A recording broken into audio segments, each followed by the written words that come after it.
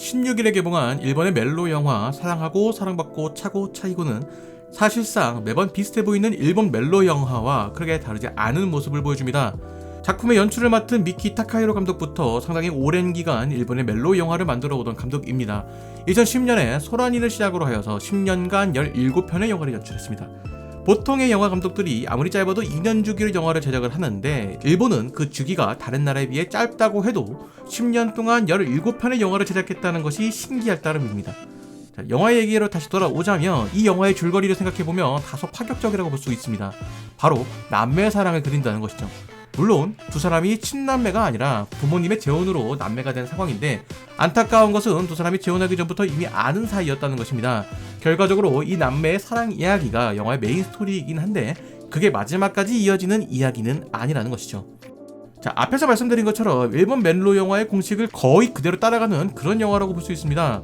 친구였던 두 사람 중 한 사람이 상대를 좋아하고 그랬던 사이에서 마을 축제와 유카타를 입은 여자 주인공의 등장으로 남자 주인공의 심경의 변화가 생기고 뭐 이런 전개들이어서 일본 멜로 영화 종종 보시는 분들이라면 스토리가 비슷하게 흘러간다고 보실 여지가 충분히 있습니다. 자, 그런데 막상 다 보고 나오면 이게 재밌다고 생각되는 것이 참으로 신기합니다. 아무리 재미있는 요소를 넣더라도 정해진 틀에 맞게 만들어진 영화가 지겨울 수도 있는 것인데 이런 영화를 보고 재밌다고 느낀다는 것을 보면 아직은 이런 방식이 먹히고 있다라는 생각도 듭니다. 그래서 이런 생각을 해봤습니다. 이런 비슷한 방식의 전개임에도 재밌게 볼 수 있는 이유가 뭘까? 꼭 일본 영화만이 아니더라도 한국이나 할리우드 영화에서도 비슷한 툴로 만들어진 영화임에도 어떤 영화는 재미가 있고 어떤 영화는 지루하다는 생각이 드는데 왜 이런 차이가 발생하는 걸까요? 제가 스스로 고민해보고 내린 결론은 바로 그 인물에 대한 공감에서 시작이 됩니다. 그리고 그 공감을 하게 만드는 가장 중요한 요소는 인물의 성장이라는 나름의 결론을 내려봤습니다. 미키 타카히로 감독의 영화 중에서 제가 가장 좋아하는 영화는 나는 내일 어제의 너와 만난다 입니다. 저의 인생 영화 중 한 편이기도 한데 이 영화에서 가장 인상적인 부분은 멜로를 그리는 방식도 아니고 고마츠나나의 매력 이건 인상적이죠. 아주 맞습니다. 이 영화에서 가장 인상적인 부분은 바로 깨달음을 얻는 순간입니다. 깨달음이라는 것이 인생의 진리를 알게 되었다 이런 거창한 것이 아니라 극중 인물이 보였던 조금은 의아한 행동들에 대한 이유가 모두 설명되는 순간인 것이죠. 앞에서 언급했던 나는 내일 어제의 너와 만난다를 예시로 들어보도록 하겠습니다. 자, 지금부터 약간의 스포일러가 포함될 수 있는데 지금까지 안 보신 거면 앞으로도 안 보실 것 같으니까 그냥 말씀드리도록 하겠습니다. 영화의 주인공인 두 인물은 서로 다른 시간을 살아가는 인물입니다. 남자 주인공은 우리와 같은 일반적인 시간을 살아가는 한편 여자 주인공은 우리와는 반대로 흘러가는 시간을 살아갑니다. 2021년을 기준으로 한다고 가정해보면 두 사람이 20살이 되는 해인데 10년 전인 2011년에는 남자 주인공은 10살, 여자 주인공은 30살인 상황이죠. 반대로 2031년에는 남자 주인공이 30살, 여자 주인공이 10살인 상황입니다. 그렇기에 두 주인공이 같은 기억을 가지고 있을 때가 하루도 없습니다. 제목처럼 나에겐 내일이 상대에겐 어제가 되는 상황인 것이죠. 처음에는 이런 설정이 등장하지 않고 남자 주인공의 시선으로만 이야기가 전개가 됩니다. 그래서 영화의 첫 부분에서 첫눈에 반한 남자 주인공이 여자 주인공에게 호감을 표시하는데 여자 주인공이 우는 듯한 장면이 나옵니다. また会えるかな。どうしたの？ちょっとね悲しいことがあってね 그때는 그 눈물의 의미를 알 수가 없었으나 영화를 다 보고 난 뒤에는 알 수가 있었습니다. 여자 주인공의 입장에서 그 순간은 마지막 순간이기 때문이죠. 즉 남자 주인공의 시점에서 처음으로 손을 잡고 처음으로 포옹을 하고 첫 데이트와 첫 키스 등이 여자 주인공의 입장에서는 마지막 그 무언가가 된다는 것입니다.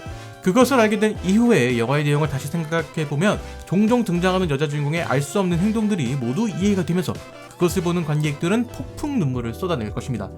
예시로 들었던 이 이야기를 통해서 제가 말씀드리고 싶은 것은 인물들에게 부여되는 깨달음의 순간이 관객들에게 큰 감동을 보일 수 있다는 것입니다. 그리고 그 깨달음 덕분에 인물의 모든 행동이 이해가 되는 것이고 그 이해가 되는 순간을 인물에 공감했다고 할 수 있는 것입니다. 극중 인물이 타인에 대한 이해를 한다는 것은 캐릭터의 변화, 성장해 나가는 계기가 되는 것이고 이것이 무언가를 하거나 움직이게 되는 흔히 말하는 납득 가능한 계기가 되는 것이죠. 제가 멜로 장르의 매력을 느끼는 이유는 인간의 성장이 도드라지는 그런 장르이기 때문입니다. 사랑이라는 감정은 무언가에 최선을 다하게 만드는 그런 힘을 가지고 있는 감정인데 이것이 나이가 들수록 현실의 벽에 막히게 되면서 그 힘을 잃게 되는 것입니다. 그래서 멜로 장르는 청소년이나 청년을 대상으로 하는 경우가 많습니다. 현실적인 벽이 있더라도 어른에게 닥치는 현실적인 벽의 크기보다는 비교적 작은 경우가 많고, 그런 사랑이라는 감정이 낯섦으로 다가오기 때문에 설렘을 조금 더 확실하게 표현할 수 있는 배경이 되기도 합니다. 먼 길을 돌아온 듯한 느낌인데, 그래서 사랑하고 사랑받고 차고 차이고는 어땠냐 하면 저는 재미있게 봤습니다. 타카히로 감독의 특징 중 하나가 영화의 마지막 엔딩 크레딧에 영화의 내용을 정리하는 듯한 노래와 노래 가사가 등장하는데, 이 가사가 마음에 와닿았습니다. 애초에 일본 영화의 엔딩 크레딧 자체가 그리 긴 편이 아니라서 노래를 듣는다 라는 생각을 하시고 잠시 앉아있더라도 좋으실 것 같습니다. 영화의 제목과 마찬가지로 각 인물들이 사랑을 받고 사랑을 하고 차이는 과정을 통해서 성장을 하는 모습이 등장하는데, 누군가를 좋아함으로써 변화된 자신을 보며 상대에 대한 고마움을 표시하는 등 여러 관계를 통해서 서로 긍정적인 영향을 받고 그런 상대를 좋아하는 식의 이야기들이 마음에 들었습니다. 이런 이야기가 제가 생각하는 이상형인 나에게 긍정적인 변화를 줄 수 있는 그런 사람을 만나고 싶다는 생각과 상당 부분 일치하는 것도 있을 겁니다. 그 긍정적인 변화라는 것 또한 상당히 거창한 무언가가 아니라 평소에 볼 수 없었던 나의 모습, 누군가에게 자꾸 전화를 하게 되고 사소한 일을 자랑하고 싶어지고 다른 사람에게 소개하고 싶은, 평소에 저라면 하지 않을 그럴 변화를 가져오게 만드는 그런 사람이라는 의미입니다. 이 영화가 그런 것을 잘 보여준다고 생각을 합니다. 흔히 하는 말로 사랑하면 예뻐진다는 말이 있는데 진짜 예뻐진다는 것은 아닐 겁니다. 다만 이전에 비해 조금 더 밝아지거나 활력이 생기거나 마음에 여유가 생겨서 행동에도 여유가 생기는 등 긍정적인 변화가 눈에 보이기 때문에 조금 더 매력적으로 보일 수 있다는 것이죠. 자신도 모르는 사이에 자신에게 그런 변화를 만들어준 사람이라면 충분히 사랑할 만하지 않나요? 저는 이 영화가 그런 이야기를 하고 있고, 그런 사랑을 쟁취하는 과정이 자신의 꿈을 이뤄내는 과정과 크게 다르지 않다는 것을 이야기하고 있다고 생각을 합니다.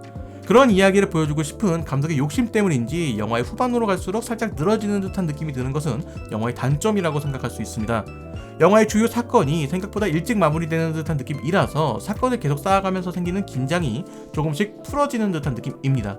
마지막으로 이 영화의 여자 주인공인 하마베 미나비에 대한 이야기를 하고 싶습니다. 일본 문화에 대한 관심이 있는 분이라면 대부분 알고 있을 배우라고 생각을 합니다. 한국 분들에게는 너의 최량을 먹고 싶어와 아인, 철벽 선생을 통해서 알고 계신 분들이 많으실 것이라고 생각을 합니다. 제가 이 배우를 주목하는 이유는 볼 때마다 새로운 모습이라는 생각이 들어서 그렇습니다. 제가 영화를 통해서 그녀를 처음 봤던 너의 최장을 먹고 싶어의 모습이 5년 전 그녀의 모습인데, 당시에는 청소년이기 때문에 성장에 따른 외모의 변화도 있겠지만 다양한 캐릭터를 보여준다는 것도 그녀의 가장 큰 매력이라고 생각을 합니다. 특히나 철벽 선생에서 그녀가 보여준 모습은 상당히 인상적이었습니다. 너의 최장을 먹고 싶어에서는 슬픔을 머금은 그런 소녀로 등장했던 그녀가 철벽 선생에서는 완벽하게 반대되는 캐릭터를 보여주어서 그녀의 연기에 감탄을 하게 됐습니다. 그리고 이번 영화에서도 그녀의 캐릭터가 상당히 매력적이기 때문에 재미있게 보실 수 있을 것이라고 생각을 합니다. 자, 길었던 오늘의 이야기는 여기까지입니다. 영상 재밌으셨다면 구독과 좋아요 부탁드리도록 하겠습니다. 저는 다른 영상으로 돌아오도록 하겠습니다.